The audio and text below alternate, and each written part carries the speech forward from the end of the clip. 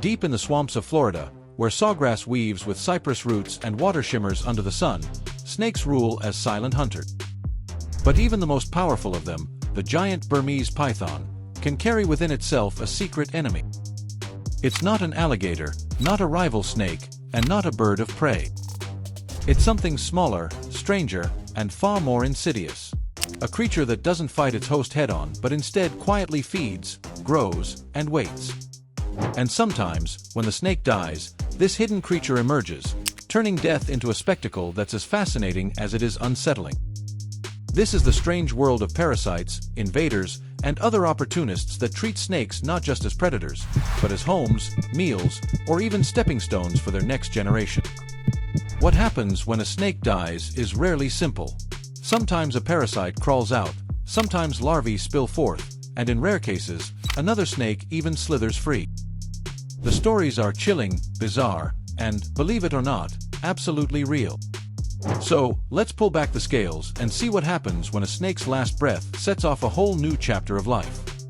And before we dive deeper, don't forget to hit that like button, subscribe if you love weird nature stories, and tell us in the comments, which of these snake tales do you think is the creepiest? The hidden hunter inside the python. In the Everglades, Burmese pythons, some stretching over 16 feet, devour deer, raccoons, and even alligators. Yet, within their lungs lurks a silent predator, the tongueworm, Raleigh orientalis. Despite its name, it's a parasitic crustacean resembling a pale, bean-sprout-shaped creature, often measuring 3 to 4 inches long. These tongue worms adhere to the snake's respiratory system, draining blood and causing infections, inflammation, and potentially sepsis.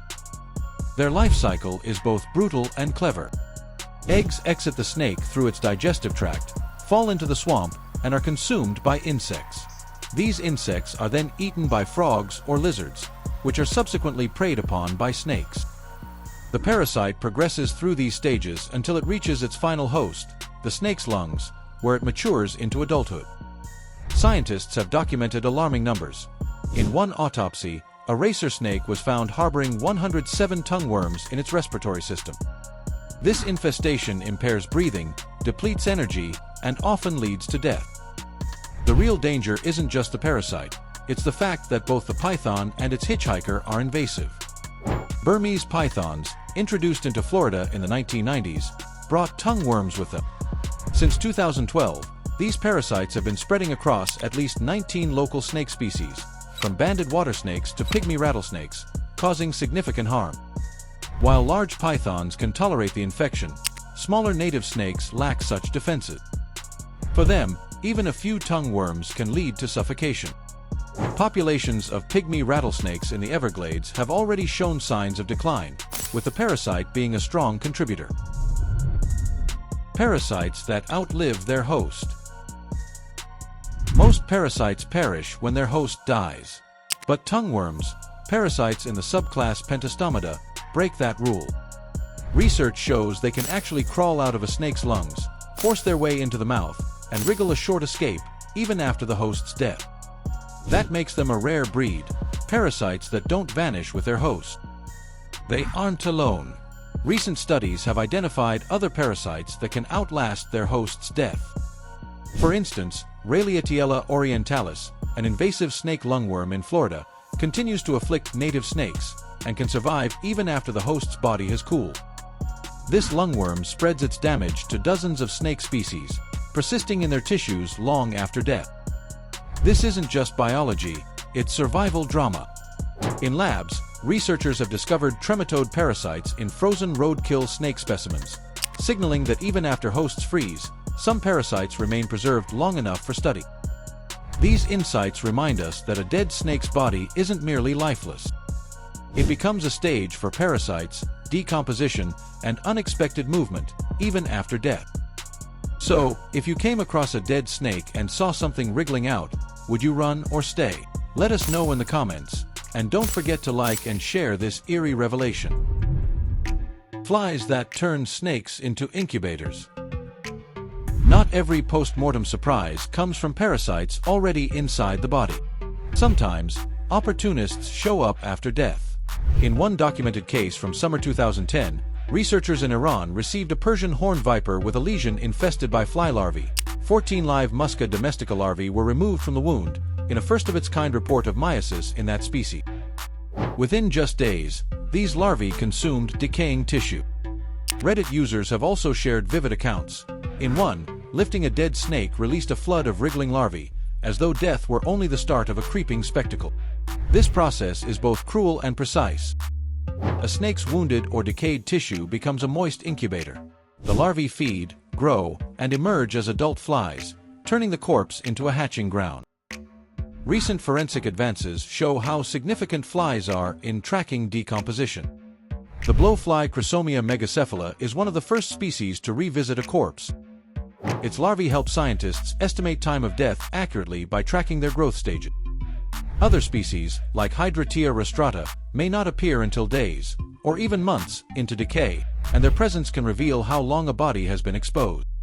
Together, these cases remind us how death breeds life, and how even in decay, nature's cycle marches relentlessly on. Ants, the cleaners of the dead. Flies don't always have the final word. Ants, nature's dedicated cleanup crew, are swift to claim snake carcasses. Particularly, fire ants, such as Solenopsis invicta, aggressively dominate these corpses, preventing flies from laying eggs, tearing through tissue, and eliminating any parasites left inside. Studies of vertebrate carcasses reveal that ant presence can reduce blowfly emergence by over 70%. Fire ants effectively suppress larval colonization, reshaping the whole decay timeline. Ant species from various subfamilies, Myrmecini, Formicini, Ectotomini, Ponerini, Essitonini, Dolichoderini, have been observed intervening directly, either by preying on larvae or consuming the tissue themselves, sometimes slowing or accelerating decomposition depending on their behavior. In rare sightings, ants feed on dead snakes with astonishing speed. A Reddit user described ants devouring a snake in less than a day, capturing how thoroughly they can reduce a corpse to a skeleton. Their spiked mandibles deliver painful bites. In exceptional cases, ants even kill small, live snakes before stripping the remains as their feast. In effect, when a snake dies, ants act as the final guardians, dismantling the body, denying parasites a last stand, and hastening decomposition with relentless precision. When a snake crawls out of another snake. Not every exit from a snake's body involves parasites or insects. In 2011, on the Greek island of Corfu, a domestic cat killed a 4-lined snake. When its owner retrieved the corpse, movement inside revealed the head of a doll's whip snake pushing out and crawling to freedom after being swallowed alive. Remarkably, the snake survived, pale proof that sometimes even a predator's final act is a prey's second chance. Then, 6 years later, in 2017, Christopher Reynolds filmed a startling scene in Texas. A snake regurgitated another live snake, stunned yet unharmed, as if granted a lottery ticket out of death's jaw. Scientists explain this regurgitation as a defense mechanism. When a snake feels threatened or overly burdened, it can eject its meal to escape faster. Historically, such cases aren't entirely new. In the 1880s, nature reported similar incidents where swallowed snakes freed themselves unharmed, slithering away after separation from their captor. These rare stories challenge assumptions about predator and prey. They're reminders that the boundary between life and death in the wild can blur in astonishing ways.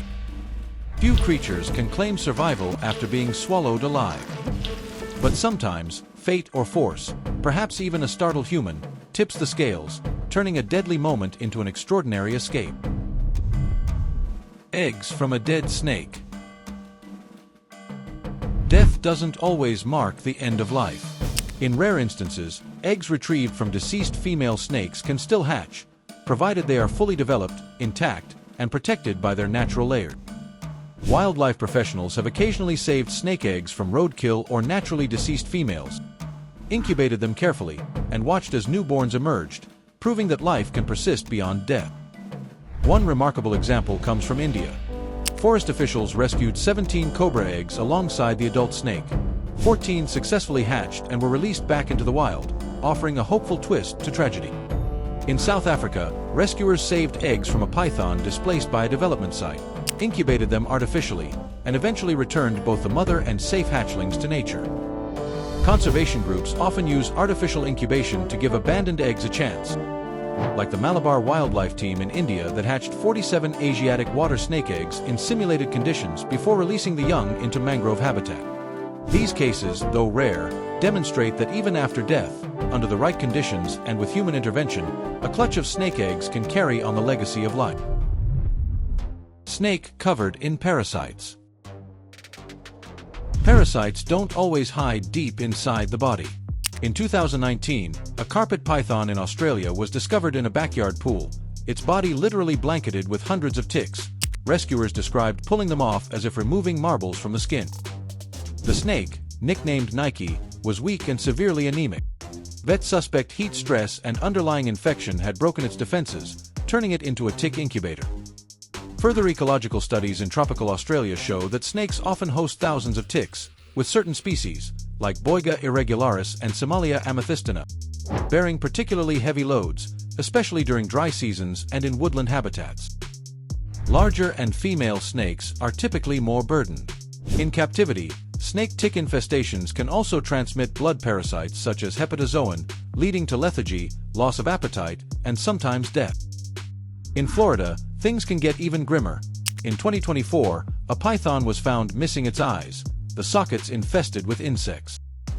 Meanwhile, the invasive lungworm Raleatiella orientalis continues to spread among native snake species, devastating populations by causing respiratory failure while snakes are still alive. These cases highlight that parasites don't wait for a host's death. They can invade, debilitate, and even kill while their host is still moving. Death is only the beginning. When a snake dies, its story doesn't end. Its body becomes a host, a battlefield, and a banquet. Tongue worms crawl out of lungs. Fly larvae feed on wounds. Ants erase parasites from existence. Sometimes, another snake escapes from the belly of its predator. And on rare occasions, eggs or hatchlings emerge, continuing the cycle. Recent forensic research reveals that death from snake venom profoundly alters the decomposition process. Studies involving envenomated rabbit carcasses show that venom can accelerate decay, truncate the fresh and bloating stages, and shift the type and number of beetles drawn to the body, especially necrophilous species like Dermestidae and Hysteridae, which play a key role in insect succession during forensic investigation. Snakes, often seen as apex predators, truly become miniature ecosystems even in death. Death itself is never the final chapter. It's the first act of something new. And so, as the swamp falls silent and the shadows lengthen, the snake story doesn't truly end. It mutates, writhes, and creeps onward. From its lifeless body, tiny invaders emerge, larvae squirm into the world, and sometimes, even another snake claims its escape. Death is not the finale here. It's the opening act for creatures that thrive in the darkness left behind. Next time you see a snake in the wild, remember, it may look like a solitary hunter, but it's carrying a whole hidden world inside and around it. And when that snake's story ends, another one begins. If you've made it this far and if this sent shivers down your spine, hit like, subscribe, and comment, because the swamp still holds secrets that will make your skin crawl. Nature is stranger, darker, and far more ruthless than we dare imagine, and snakes are living proof. Now here's the question for you. Which of these post-mortem surprises shocked you the most? The worms crawling out, the snake escaping another snake, or the python covered in ticks?